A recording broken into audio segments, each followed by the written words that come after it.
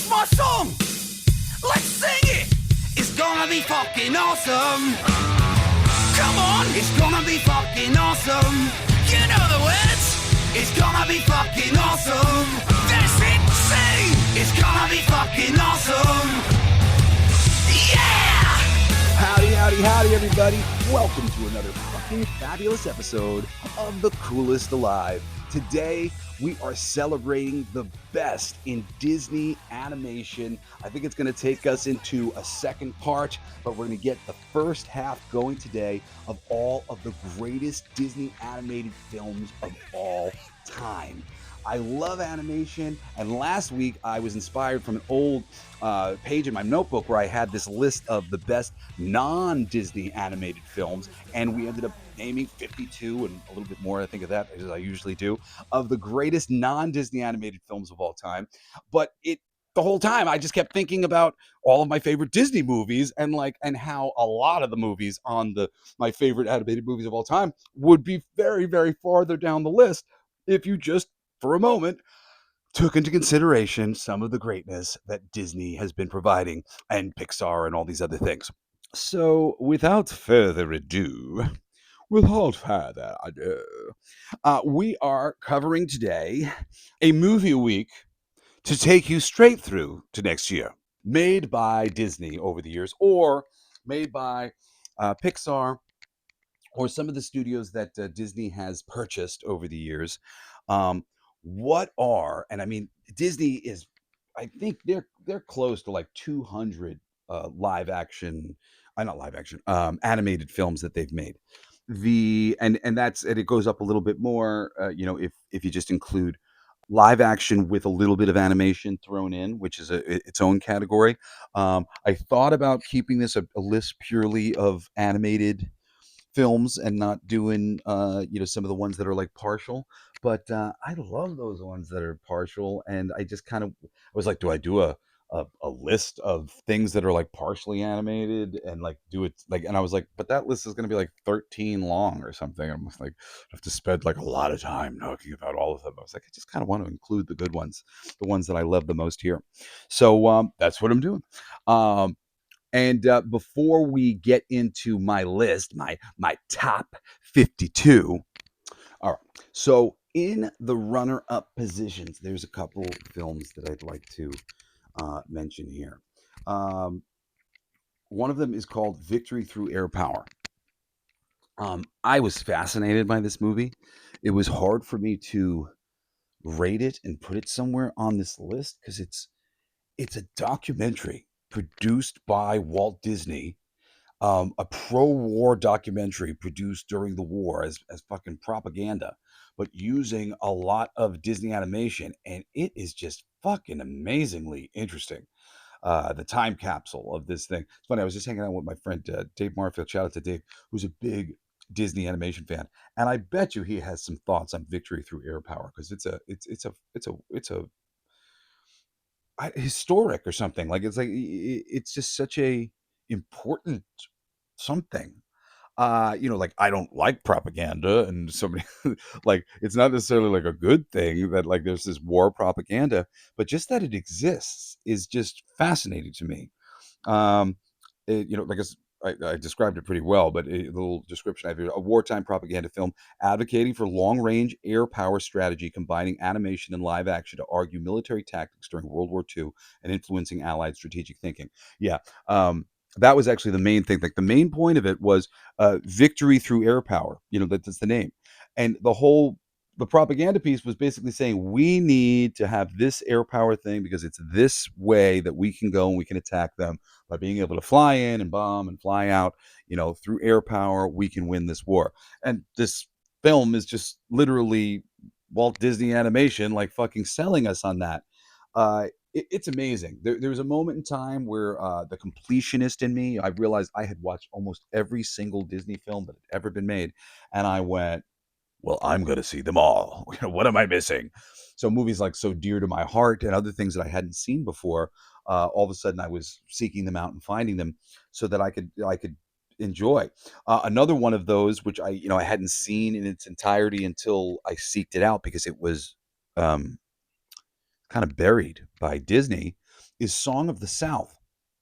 It's a live action and animated hybrid, also following a boy who hears folk tales from Uncle Remus about the Brer Rabbit, if you've been on Splash Mountain, and other characters from that story. And it's framed through a kind of plantation era storytelling that has later become highly controversial and largely withheld from modern releases.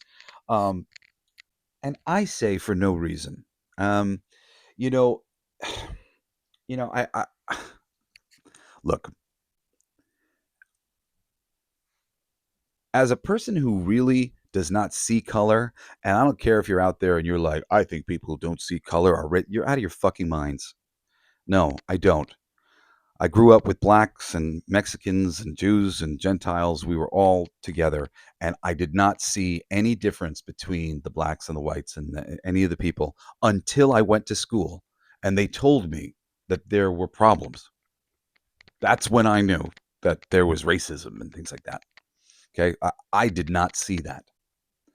And similarly, um, though the context historically that is going on in Song of the South, one, it's true, there were slaves.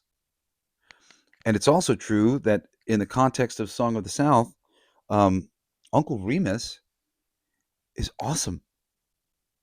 I loved Uncle Remus. I didn't get to see the movie, but I used to watch the Disney sing-alongs all the time. And there was a few different songs from the Song of the South film that were used in the Disney sing-alongs pretty regularly, and I loved them, and I loved him.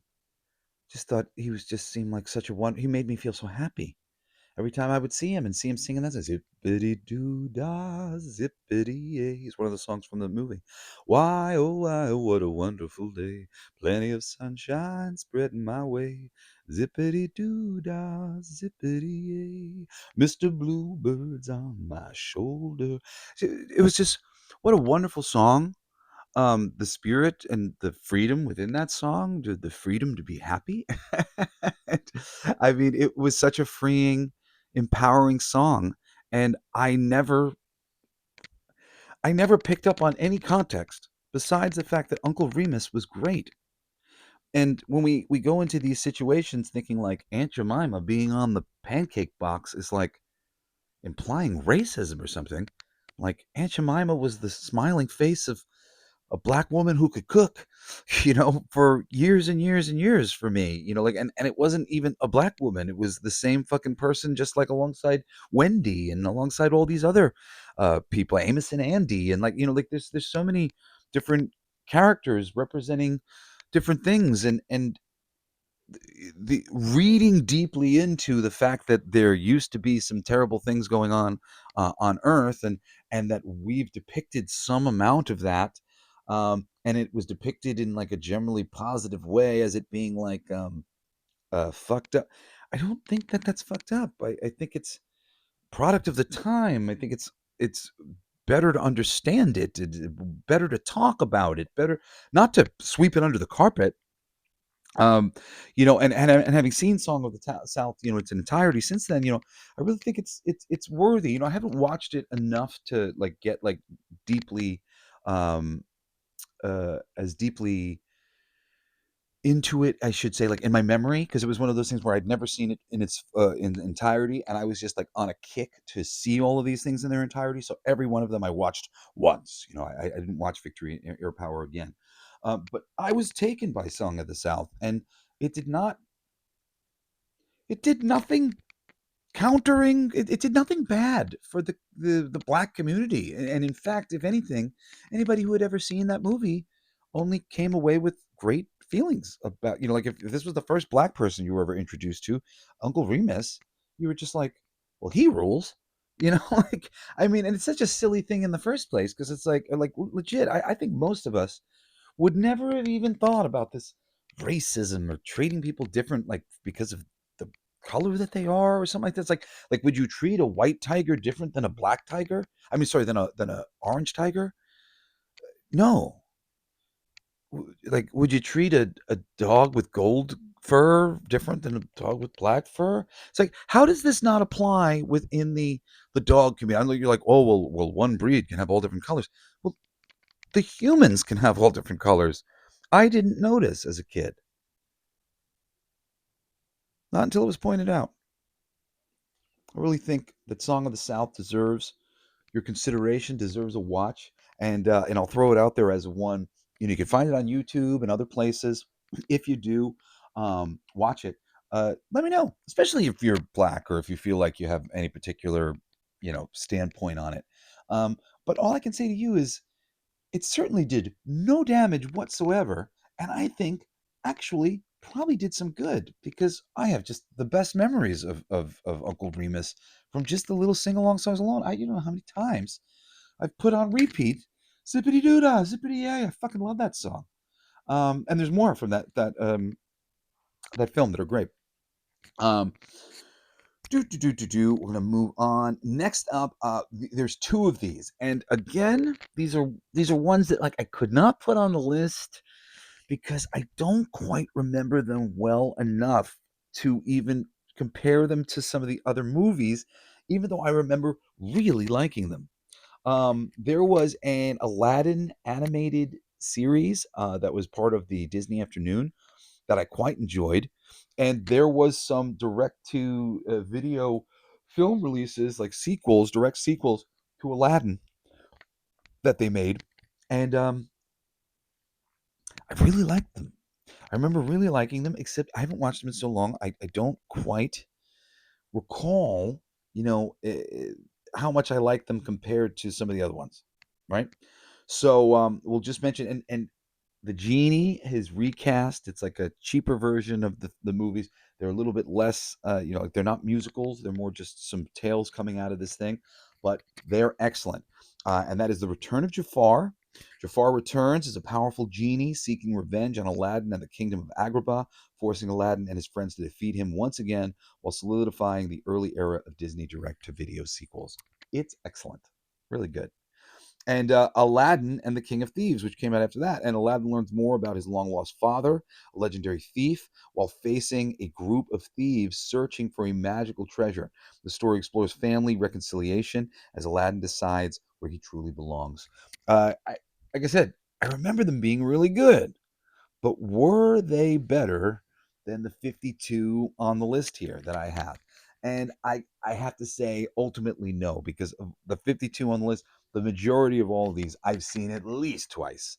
And and I think are batting well above the rest in terms of I mean any terms, any terms you want to speak of, in terms of story, in terms of the inspiration and the idea, in terms of legacy.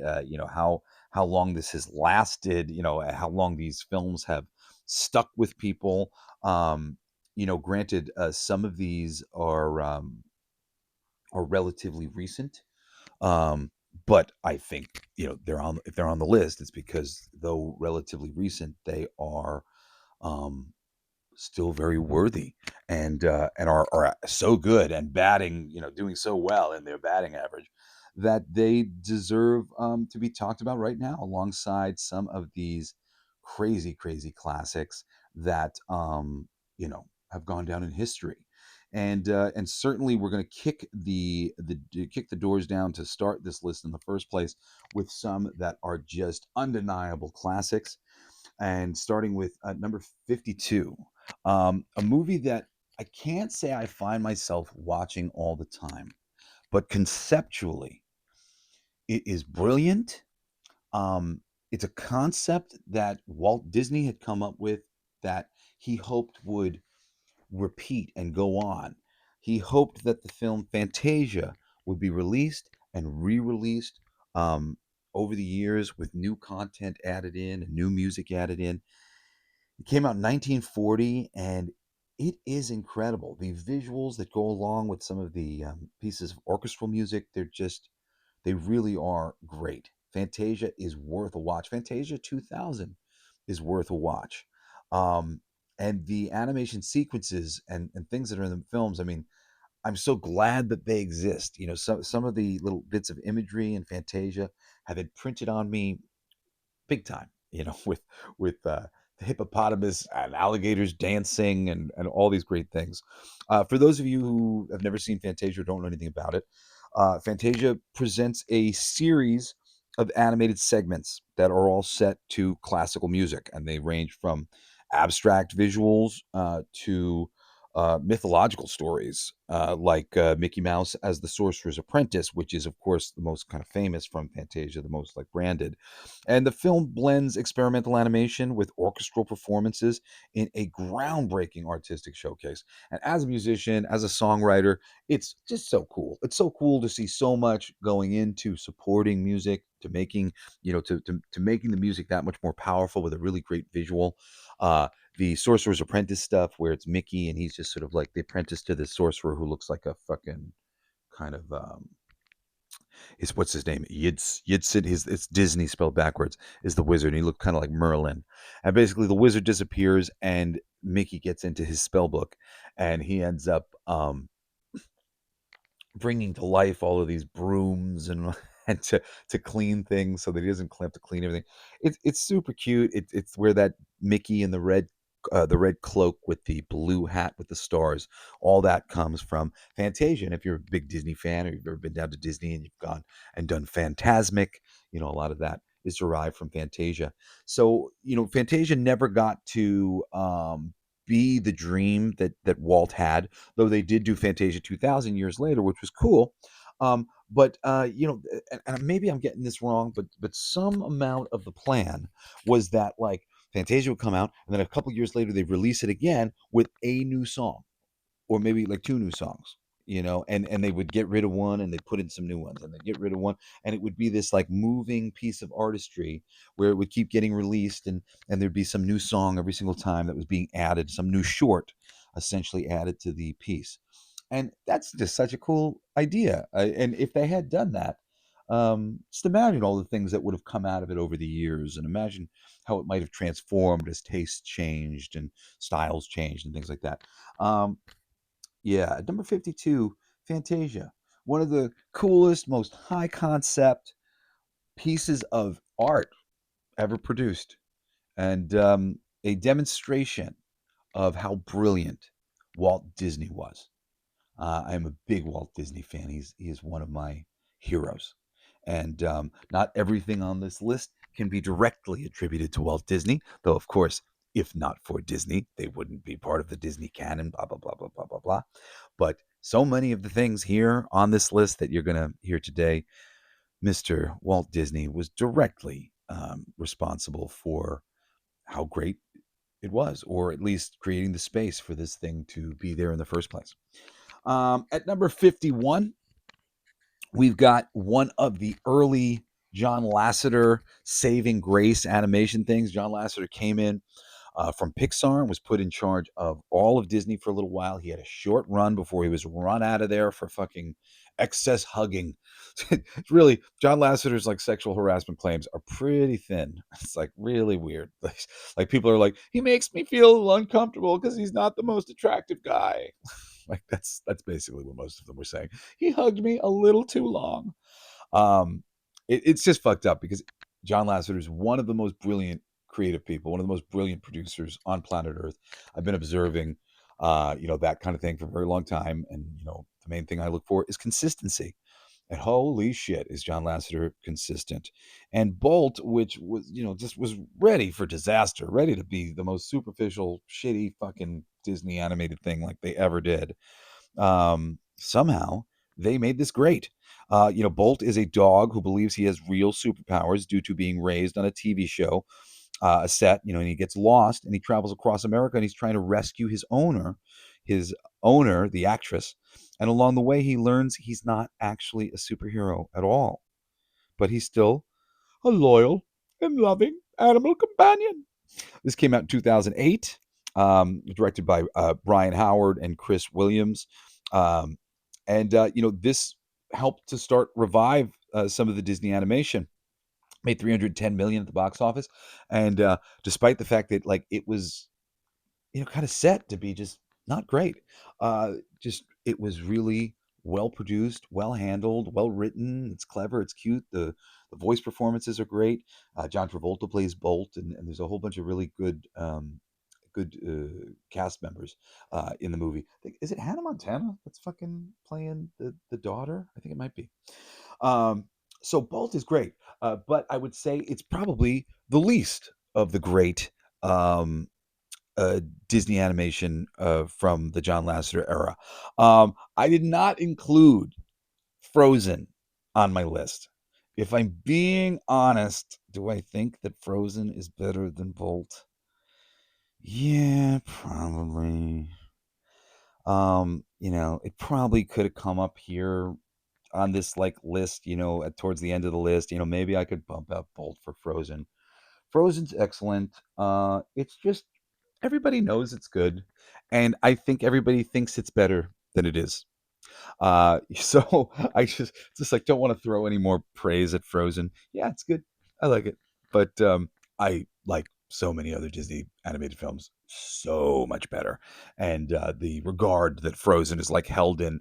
For me, it's sort of like the normies who don't like sweet Disney things. Like they're like, oh, cool, this is like mostly white. I like this simple design aesthetic and this Broadway show song, like whatever. There's just for me, the perfect Disney movie. Maybe has some great music and some great animation design, but it also has really great characters, and it also has really great humor, and it also has really great ideas. And there's a lot of the characters I'm not necessarily the hugest fan of in Frozen, and I really don't like the humor very much at all. I don't really feel like it has any humor. And there's parts of the ideas and stuff inherent in Frozen that like I don't necessarily really like, or jibe with, like the stone trolls that are in there. So like they like come in and then they're gone. Like, why do we need these? And like, they're related. This dude was raised by stone guy. I, I just some of it feels a little all over the place for me. And again, I'm really only critiquing it because most people don't want to. Like, most people don't want to critique it at all. And I just feel like, we're kind of raising this guy way higher than it deserves to be. So that's my feelings on Frozen. It didn't make the list, but Bolt did at 51.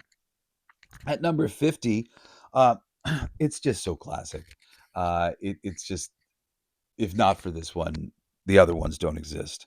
Snow White and the Seven Dwarfs at number 50, release year 1937, directed by David Hand. It's the first full length animated feature.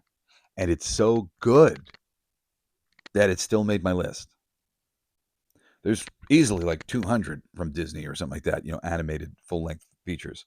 And it's just still for it to be in the top 50. And I think other people would put it higher.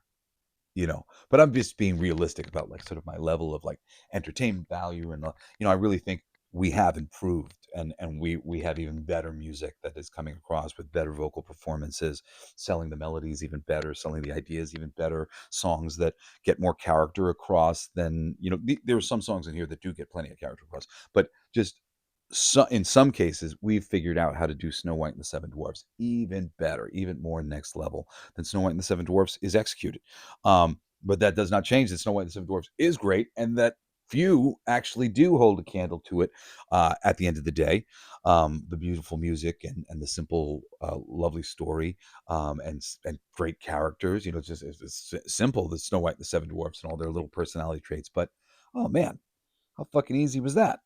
Happy and Dopey and Doc, and very easy to get behind. Everybody's got a fucking grumpy sweater for Wednesdays. Wearing my grumpy sweater. Very easy to identify with those characters, and it's a testament to the longevity of the film. The unfortunately the fucking remake that they did recently just like destroyed the legacy of Snow White and the Seven Dwarfs, and that's a bummer. But you can still go back and watch the original animated classic, and it holds up. It's beautiful.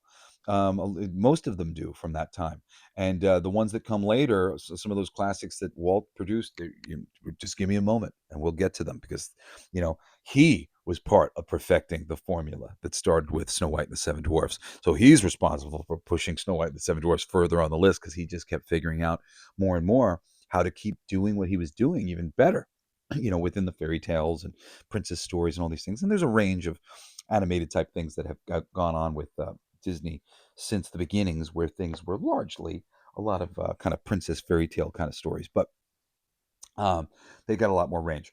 So at number 49, one that I think is excellent, and I thought for sure they would have done more with the universe that they created with Big Hero 6.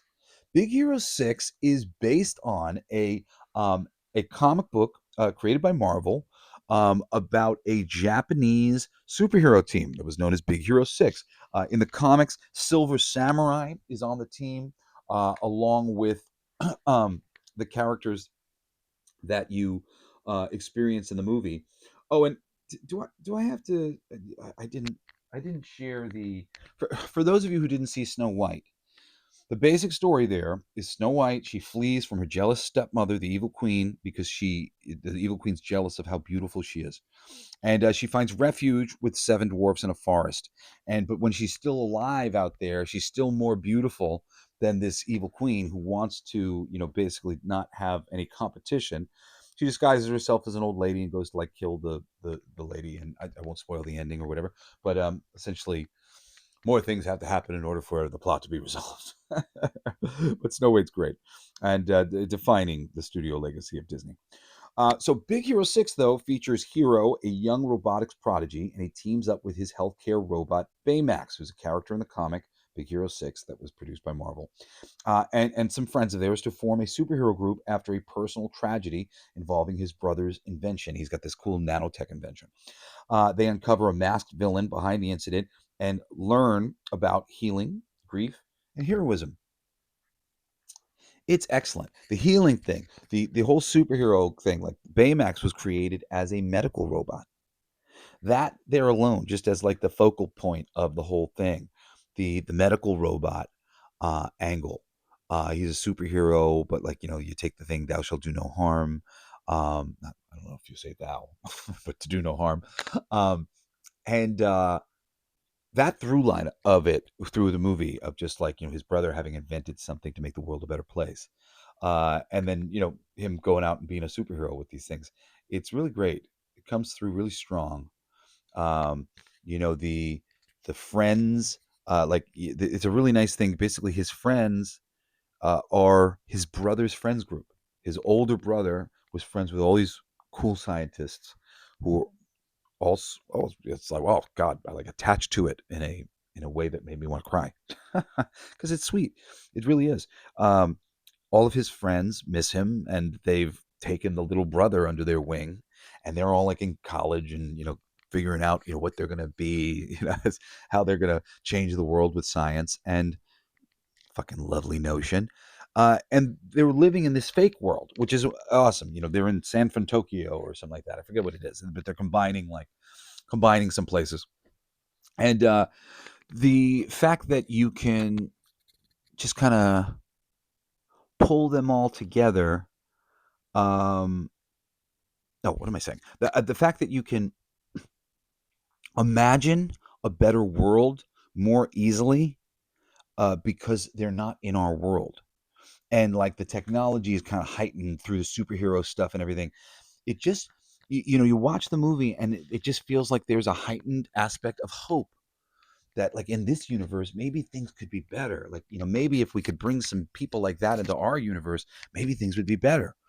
I really love Big Hero 6, and I'm so bummed out that they didn't continue the thing, because they have a ton of um superhero teams like this.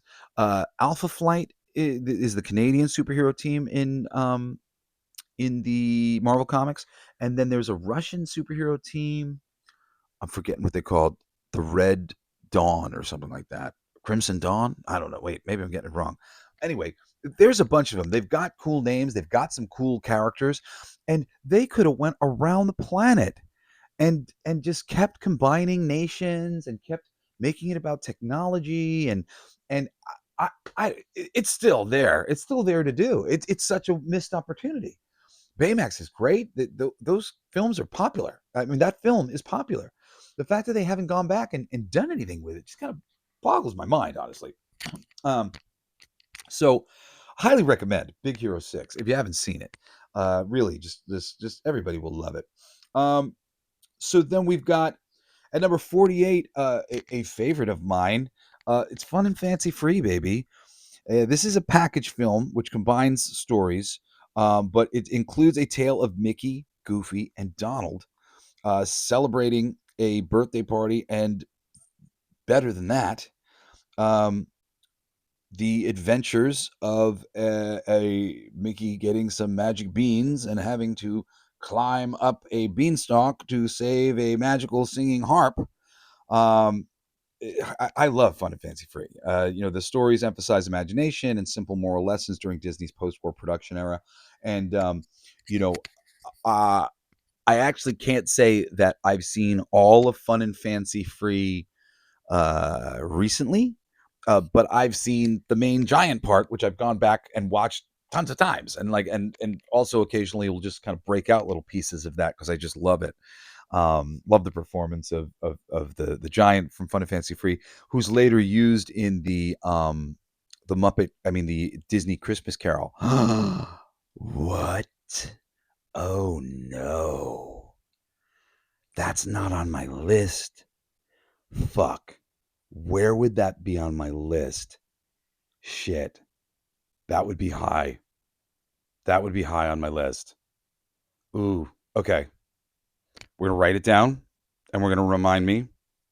Hold on. Just writing this down. Christmas Carol. And when we're done here, I'm gonna have to figure out where on this list it shows up because I guess Bolt didn't make the list. And good that Frozen didn't deserve to. I found another one. Oh, I can't believe that's not on my fucking list. I guess I was thinking about it just some of those things you watched on TV. Okay. Anyway, it's getting added to the list. At a couple. Sorry, I've got like two different lists of like just little pieces of information that I thought were like important here, and then just plot descriptions and stuff. So I'm going back and forth. So Final Fantasy 3 came out in 47. Um, and these packaged, it was one of these packaged films where they were making like little pieces, but then adding it to things that they had already made because it was wartime and there was a lot of budget constraints.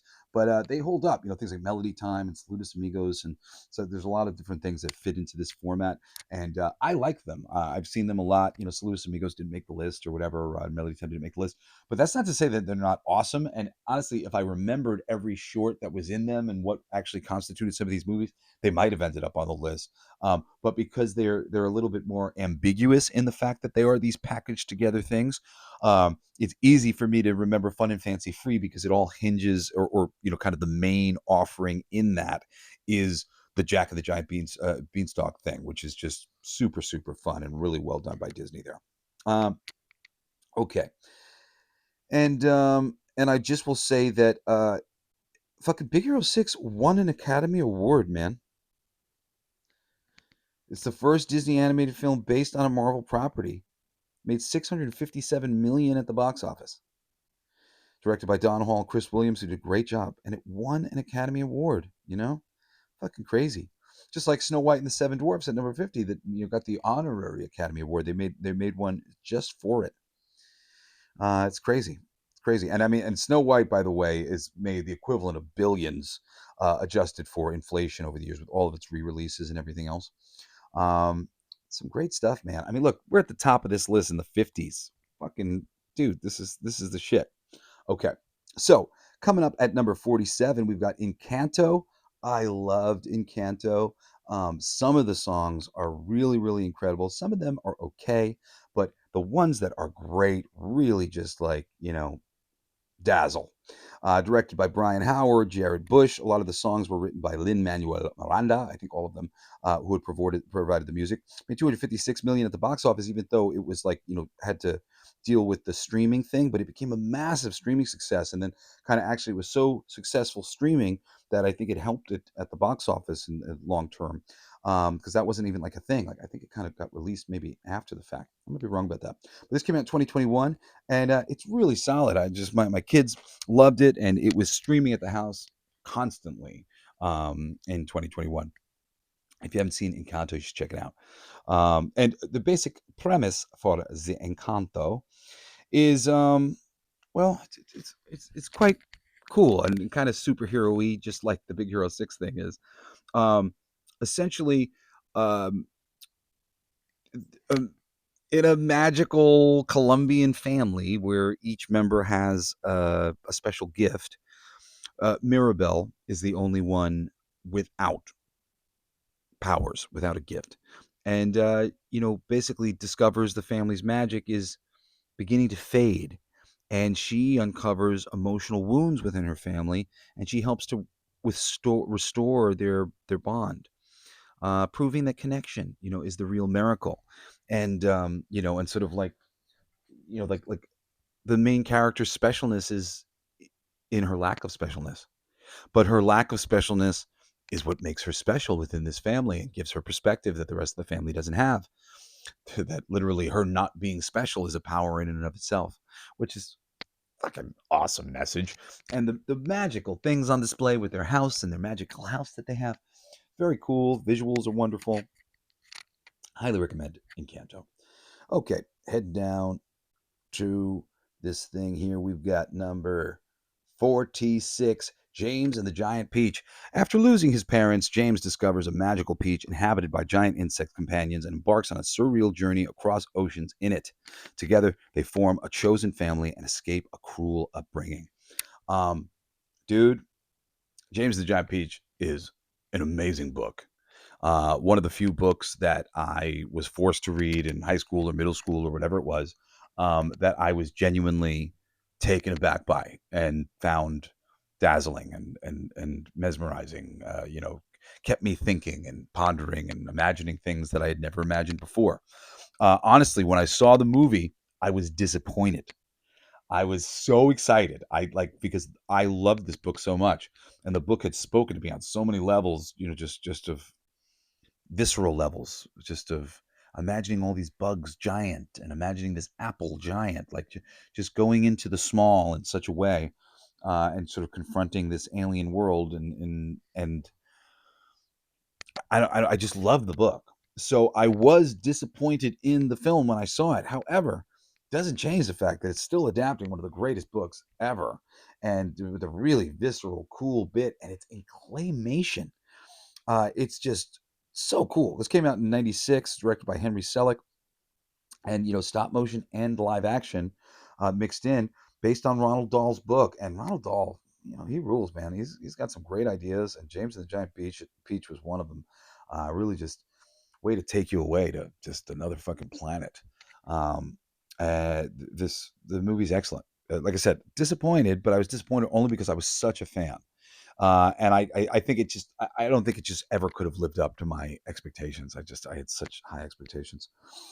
It's still great. Watch James and the Giant Peach. At number 45, we have Chip and Dale's Rescue Rangers. I am a big fan of Chip and Dale's Rescue Rangers and the Disney Afternoon in general. I love the Disney Afternoon. And when they said they were going to do a Chip and Dale Rescue Ranger, and I know this is a little bit of a weird one because it's like animated, it's computer animation on top of live action. But there is regular animation as well. It's a mixed animation film, kind of like a Who Framed Roger Rabbit. Um, it's produced and worked on by some of the Lonely Island guys. It's directed by Akiva Schaffer, um, and it's just amazing. John Mulaney is one of the main actors with Andy Samberg, and like I said, the Lonely Island people are involved in this. Lonely Island being the people who do all the SNL digital shorts. That's Andy Samberg, and that's Akiva Schaffer, and Yorma Tacoma or something like that. Tacoma. Anyway, these guys rule my school. They're very funny, and they did amazing things with Chip and Dale's Rescue Rangers. The way that they played the story was a little bit different than like it's not like a continuation of the series, like the series was real. It's kind of a continuation of the series, going on the premise that like they were actors. So, former cartoon stars Chip and Dale reunite years after their show ended to solve the disappearance of a friend in a world where animated characters and CGI exist alongside humans. They uncover a conspiracy involving bootleg animation and rediscover their friendship and purpose. And it's great. It's just a perfect story for them to tell that gets to do all the things that we want to see happen with the Rescue Rangers. So I just really was taken, smitten by their interpretation of these things, and even though it really kind of, to some degree, kind of flies away from some of the heart of the stuff, that I grew up with, in terms of like the details and like, oh, that they were just actors on a show or whatever. It's fun, and that premise of them being actors on the show, that's an old school idea at Disney. They had planned to have Baloo as an actor who had acted in the Jungle Book and do something like Zootopia grew out of this old idea of these anthropomorphic animals who were actors starring in the various Disney productions, which I always loved that idea. So seeing it done here, it's just another version of the Zootopia idea being done full up. And the humor here is amazing. I mean, most people have seen the freaking memes for Ugly Sonic and like, the Ugly Sonic character in the movie. It's some great stuff. I mean, really, the bad guys, Peter Pan, and just so many things to like about the recent Chippendale Rescue Rangers. If you just go in with an open mind and a desire to laugh, I think you'll be fucking thrilled with it. All right. At number 44, released in 2008, you got Wally. Wally, man, directed by Andrew Stanton, won the Academy Award, $521 million. There's like no dialogue in the movie. But it's all about environmental themes and, save the world kind of thing, really good message for the whole thing. On a deserted Earth, a lonely waste collecting robot named Wally develops curiosity and love, eventually meeting Eve, a probe robot searching for signs of life. Their journey to space exposes humanity's reliance on technology, and Wally helps spark a return to Earth.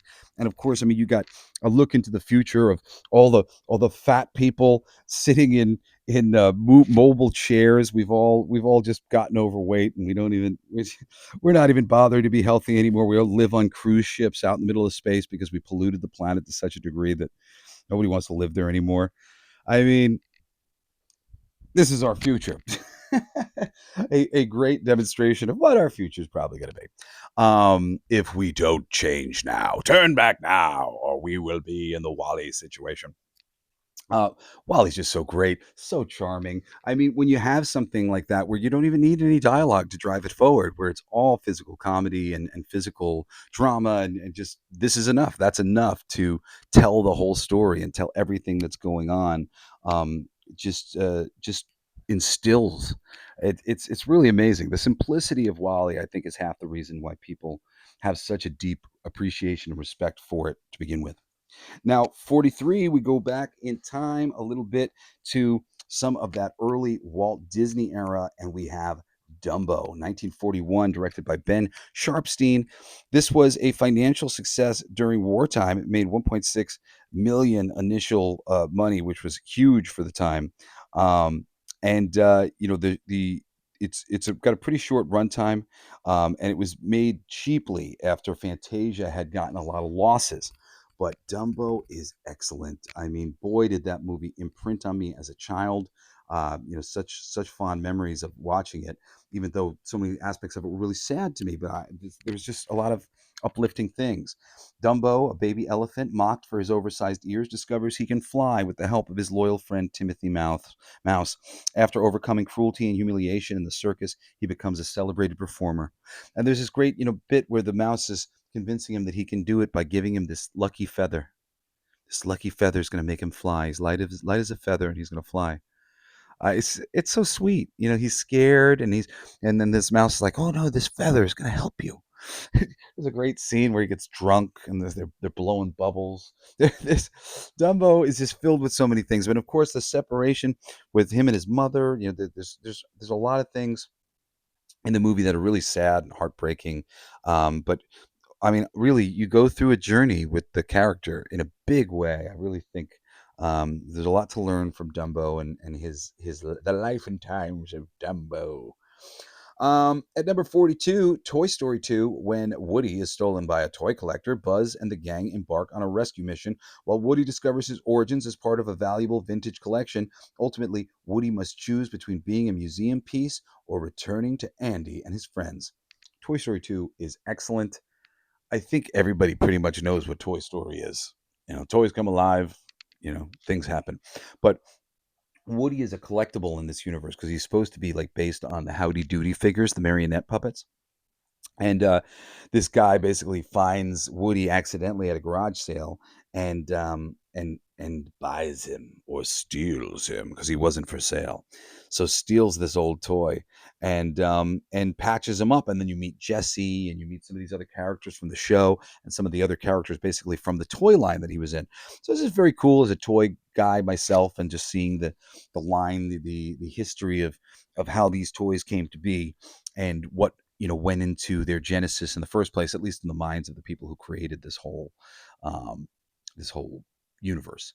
And Toy Story 2 came out in '99. It's directed by John Lasseter, the great, critically acclaimed sequel, made almost 500 million at the box office. Nearly released direct to video before it was upgraded, and I think we're all happy that it was upgraded. At 41, Hulk versus Thor, and I blew it last week. Last week I did my non-Disney animated things, and there was two movies that I included in the list, and it was the Hulk versus movies, which technically speaking, I realize are Disney movies. So now I did my Disney list. I'm like, do I not include them from this? But I was like, well, now I know that they're Disney movies. They have to be on the fucking list.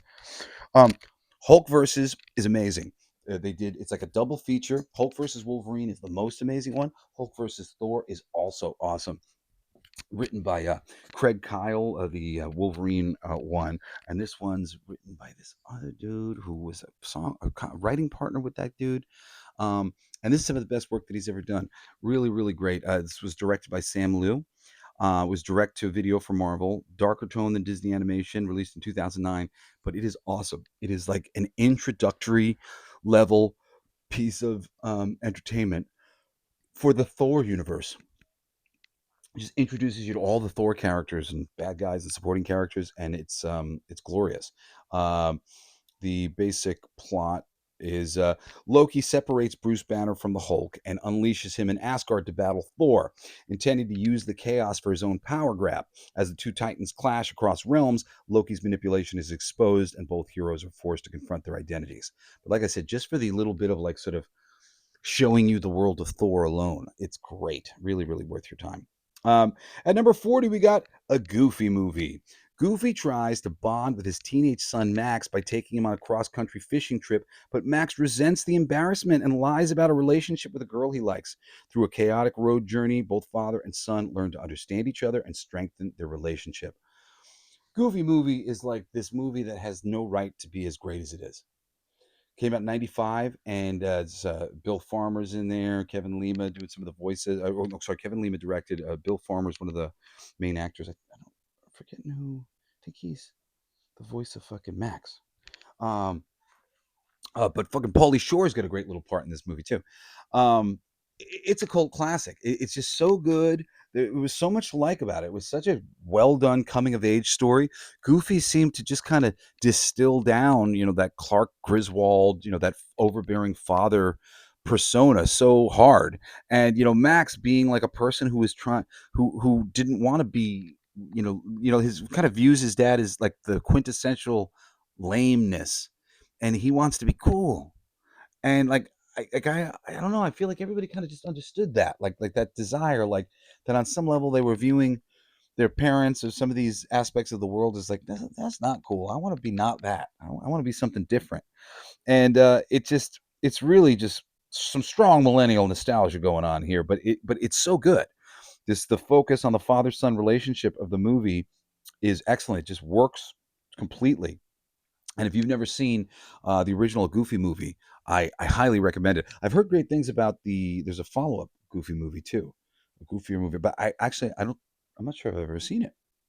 One of the few that I haven't seen. I really, I haven't watched every single Disney animated sequel, but mostly like the full up main guys, like I've seen just about everything. Like I finally made myself watch Raya and the Last Dragon a little while back because like I realized, oh, one Disney movie I hadn't seen.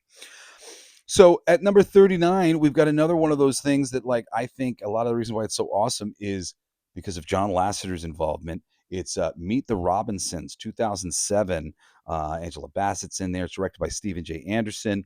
This was a moderate success, 170 million at the box office or whatever, but early Disney CGI and this great keep moving forward theme, and really the themes of the movie and the ideas inherent in the movie are what make it so wonderful.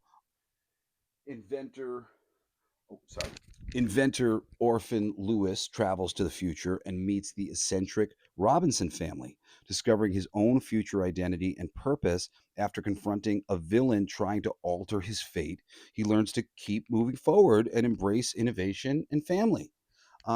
It's great. You have time travel. The villain of the piece is very funny. There's a robot controlling this idiot who has a bone to pick with the main character, and it's very funny that his whole bone to pick with the main character. The actual origin of this guy's mania is one of the better sort of origin stories ever because it's just enough to make this guy crazed in the direction of our hero, like trying to take our hero, we gotta stop him. But he's just this idiot, but all he needs is this really intelligent robot who's helping him out in order for him to be able to, you know, be a threat, actually be something that somebody might worry about.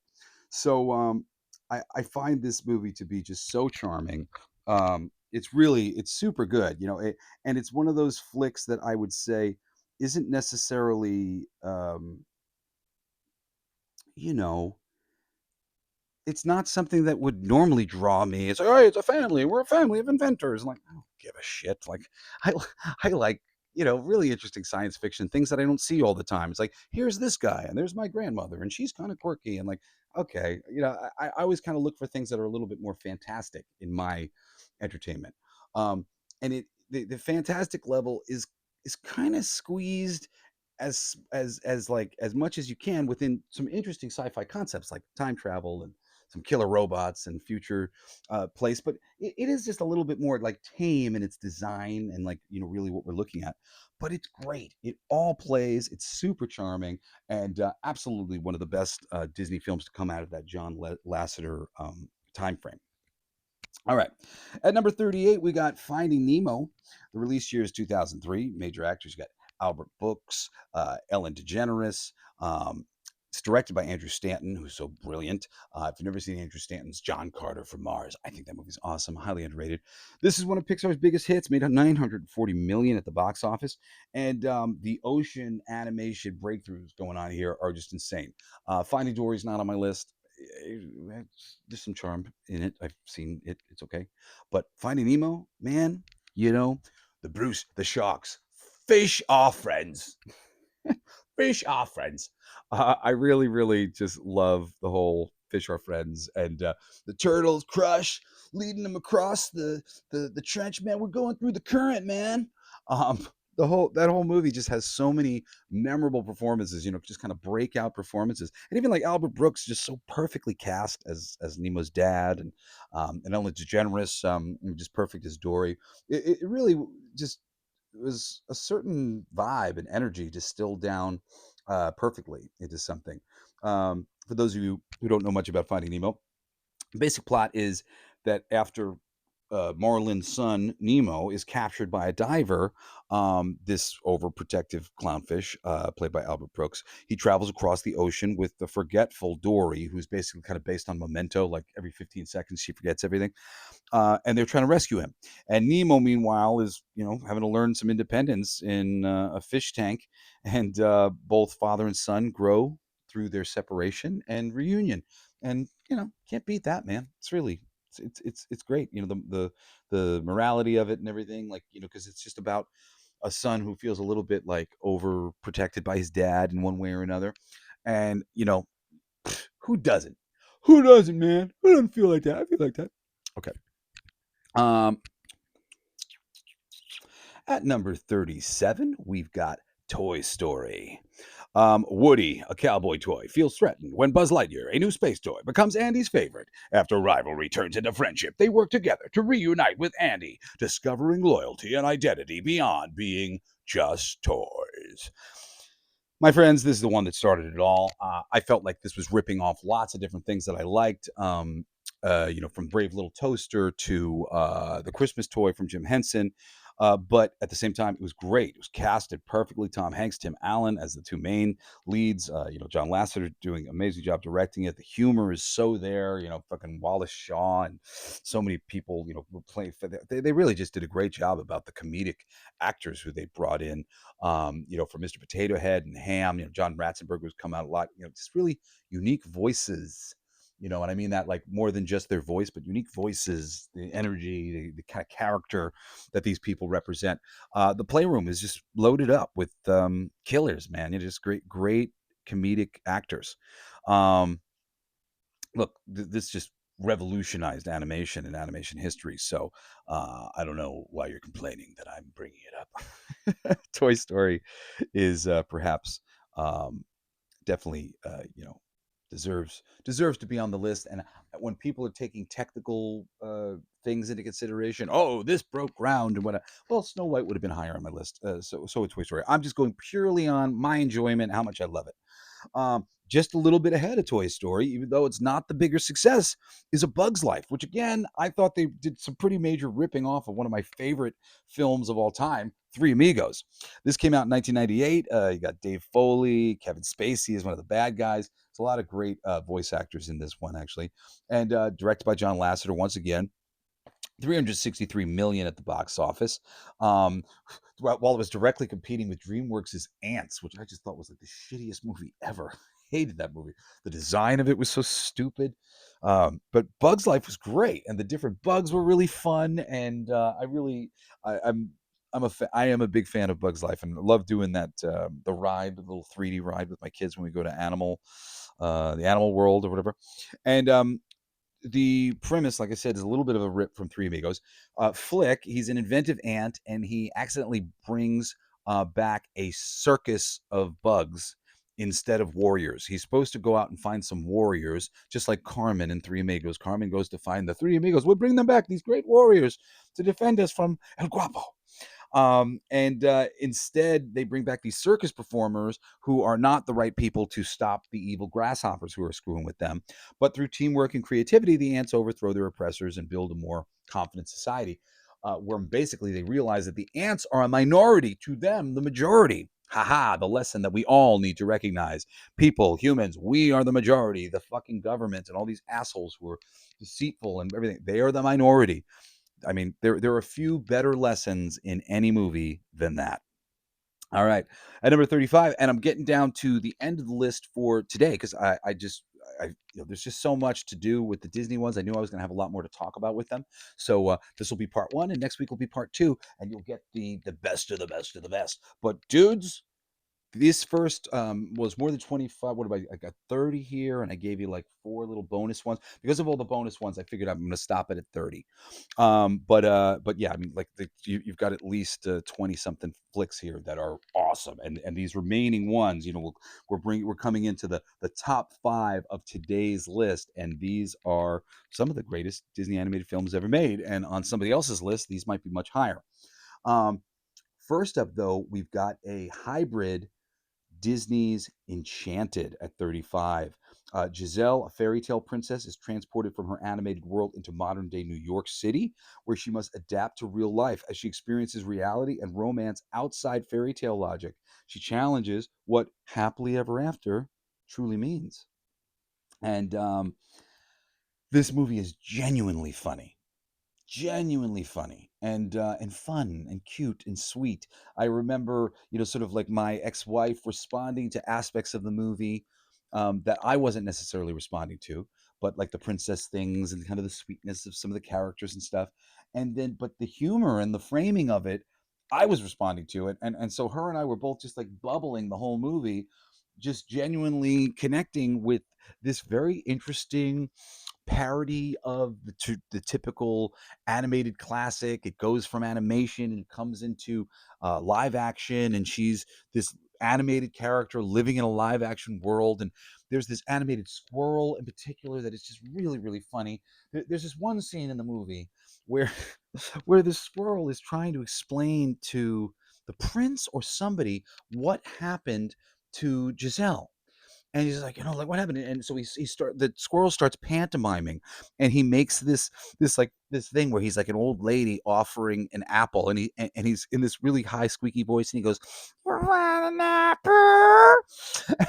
And then he turns and he pantomimes as Giselle, and he bats his eyelashes, and he goes, "No." And then he becomes the old lady again, and he's like, "Are you sure? It's good." The way he says it's good. It's good. It's good. I'm gonna hurt my throat trying to do it. It's good. Uh, it's one of the funniest scenes in like any movie ever. Just when I got it on home video, I remember just rewinding so I could learn the dialogue. What does he say? It's good. It's good. And then, of course, as soon as he says it's good, he switches back to pantomiming Giselle, and he's like, okay. like, and with just a little bit of convincing, she ate the poison apple and she dies. And this is, what the squirrel has to explain to this dude in this glorious, glorious moment of animation. This came out in 2007, starring Amy Adams and Patrick Dempsey as sort of like the princess and the love interest. Also directed by Kevin Lima. Strong box office, and this revived the fairy tale parody. There's a lot more that came after this because of the success. Made 340 million at the box office, and it was great. It just satirized the princess tropes, and was an amazing mix of animation and live action, but all themed around. I think Susan Sarandon shows up as like the bad guy in the end. It just felt so good. All of it feels very earned, and like, oh man, like all the stuff that I enjoyed leading up to this has led to me watching this and going, oh man, I love this. This is awesome. All right. At number 34, number 4 on today's list, Ratatouille, release year 2007. I know that my best friend Dave Marfield would say this movie should be much higher on your list, Jesse Blaze Snider. You got some Patton Oswalt in there as the main Remy, directed by Brad Bird, who's brilliant. Ian Holmes does a voice as well. Academy Award winner, 623 million at the box office. Food animation, breakthrough realism, and the theme here being anyone can cook, even a rat, which is it's a lovely idea. The whole notion, it's like Julia Childs sitting there telling everybody anybody can cook, and like a rat's like, I can cook too. It's really just a lovely notion. Brad Bird's known for The Incredibles and Iron Giant, and he is one of the most brilliant directors and creative people who have ever lived. Ratatouille is amazing. I appreciate why some people appreciate it more than I do. But Remy, a rat with a passion for cooking, secretly teams up with a kitchen worker in a Paris restaurant to create gourmet dishes. Despite societal barriers, he proves that talent can come from anywhere and earns respect as a chef. Very, very cool and sweet movie. At number 33, another animation live action hybrid. It's Pete's Dragon. An orphan boy named Pete escapes abusive guardians with the help of his invisible dragon friend, Elliot, who can turn invisible and cause chaos. As Pete finds temporary safety in a coastal town, he must decide whether to stay in the human world or continue living in secrecy with Elliot. Oh my goodness. Pete's Dragon is just amazing. He's so cute. It's so fun. There's some songs in there that are really great, like that opening song when they're searching for Pete. We're gonna beat him, skin him, hang from a tree, gonna let go of the man until he can't see. I don't remember exactly how the lyrics, but it's really fun. Gonna beat him, string him, just for fun. I gotta go find that song after this show. It's got there's so much like it's charming as hell. The animation of Pete and like just him disappearing, just really this animated dragon living in this world with all these live action people. It's wonderful. It's just so wonderful that we've been able to do this with the technology, and that they even tried to explore these concepts of making these human beings through their filming in live action interact with this animated dragon. You know, it's super cool. You really can't beat it. And honestly, as I'm thinking about it, I don't think I've turned my kids onto that one yet. So that's gonna be Jesse's gonna have to do that. Daddy Jesse's got to come in and be like, yo, it's time for you to understand about the fucking Pete's Dragon, man. Um, this came out in 1977. Mickey Rooney's in there. Helen Reddy's in there. It's directed by Don Chaffee. It was a modest theatrical run, but later big cult following. You know, $39 million it made at the time, which is, you know, by today's standards, crazy. Um, and the very early use of animated characters integrating with actors. You know, I think the success here led to more. You know, more and more, because it was one, it was shown to be successful with the audiences, and two, it was successful that, you know, they did it and it looked great and people really liked it. So there you go. All right, at number 32, another classic that I think a lot of people might put higher on their list at 1940, just for just the historical significance of it, is Pinocchio, a wooden puppet named Pinocchio brought to life, and feels he needs to, you know, kind of prove himself worthy of becoming a real boy, or rather, so he can become a real boy. And he, you know, learns honesty and bravery. He's tempted by deception and pleasure. He eventually redeems himself through courage and love for his creator, Geppetto. And there's it's so much allegory here. This movie, if you want to really like break it down and stuff, I mean, there are Freemason allegories and the secret society stuff and all sorts of interesting, deep complexities that you can get into to really go and look at the original animated classic, Pinocchio. What's really going on? These boys being turned into donkeys and sent to slavery, essentially. Really, it's a weird fucking movie, a dark movie, but it's powerful, and there's a lot of great messages within it. Well, it's directed by Ben Sharpstein. It's considered one of the greatest films ever made. And initially, it underperformed due to World War II, but, you know, re-releasing and all these other things. You know, this When You Wish Upon a Star. You know, it's just it eventually became what it is now considered to be, Pinocchio, this great classic. And at number 31, or number one on our part two list today, is the 1997 classic Hercules. I love this movie. You got Jane Woods, Tate Donovan. James Woods plays Hades, of course, and he's really just well cast there. It's directed by Ron Clements and John Musker. Strong home video performance. This was like kind of during the time when Disney was a little bit in its downturn, but it's great. 252 million at the box office. A gospel-inspired soundtrack, which is really solid. Even like even though the songs themselves aren't necessarily the greatest, the execution of the songs as these great big gospel pieces, they're just great. They're all really enjoyable and fun. And generally speaking, they all kind of move the story forward, and there's lots of character within them. The characters within them, just from the Titans alone, the bad guys, and all the different gods and stuff on display, all the different monsters that he fights. Holy shit, there's just so many characters, so many monsters, so much to really genuinely like about this movie. Um, and you know, and it's ancient mythology, but with you know, brought to life with a comedic tone and attitude, but you still feel the pathos and betrayal and all that kind of shit. It's excellent.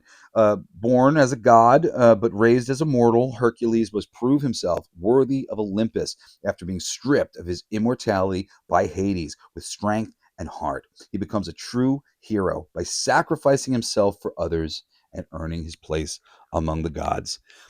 It's it's a story about somebody learning how to be a hero and what that means.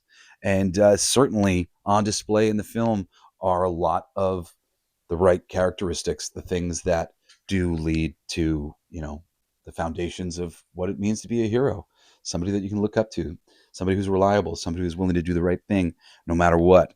And Hercules will always hold a place in my heart. I think it's really a well executed classic myth. You know, like part of it is like, it's fucking Hercules, man. We get to see the Titans, we get to see Hades and Zeus and all these things, and interpretation. It's all up for interpretation, but this is a lovely interpretation, executed swimmingly. The animation is amazing. The characters are great. Danny DeVito plays his satyr trainer, manager. He's great. It's the voice cast is excellent, across the board. I forget the name of the actor who plays Zeus, but he is just remember his voice so clearly. And just Hercules flying around with Pegasus, and what's not to like, my friends? What's not to like? All right, that is going to be it for today. I've got 30 more for you. So you're coming back next week for the fucking top 30 Disney animated classics. I'm not going to tell you what any of them are. What do you think's going to make my list based on what I said? What do you think won't?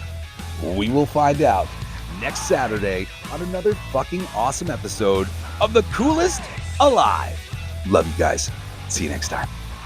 You've been listening to Coolest Alive with me, your host, Jesse Blaze Snider. Don't forget to rate, comment, and subscribe for more excellent entertainment recommendations. Thanks for listening. It's gonna be fucking awesome. Come on, it's gonna be fucking awesome. You know the words. It's gonna be fucking awesome. That's insane. It's gonna be fucking awesome. Yeah!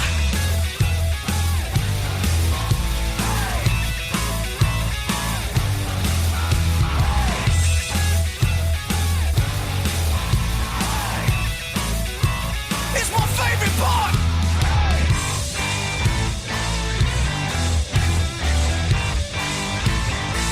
Isn't that heavy?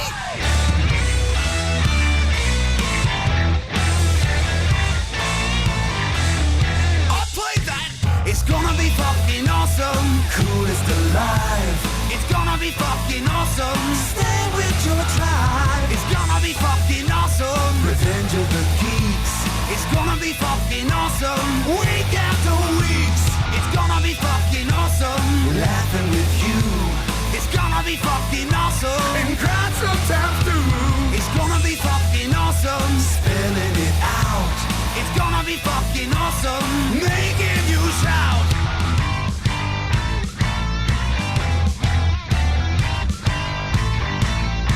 I'm a genius.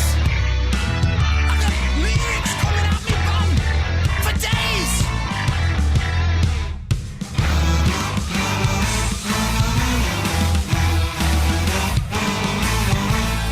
You like that? It's a kazoo solo.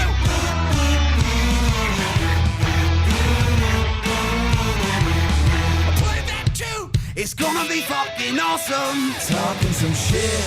It's gonna be fucking awesome. Living your shit. My voice is fucking awesome. Food in our mouth. It's gonna be fucking awesome. Get in the mouth. It's gonna be fucking awesome. Tell all your friends. It's gonna be fucking awesome. Call right on text. It's gonna be fucking awesome. Raising the bar. It's gonna be fucking awesome. Straight to the stars. It's gonna be fucking awesome. It's starting soon. Straight to the top. Passing the moon. It's gonna be fucking awesome. On with the show. It's gonna be fucking awesome. Ready, set, go. It's gonna be fucking awesome. Fucking awesome. It's gonna be fucking awesome. Just wait. You'll see. You'll all see. The podcast playground.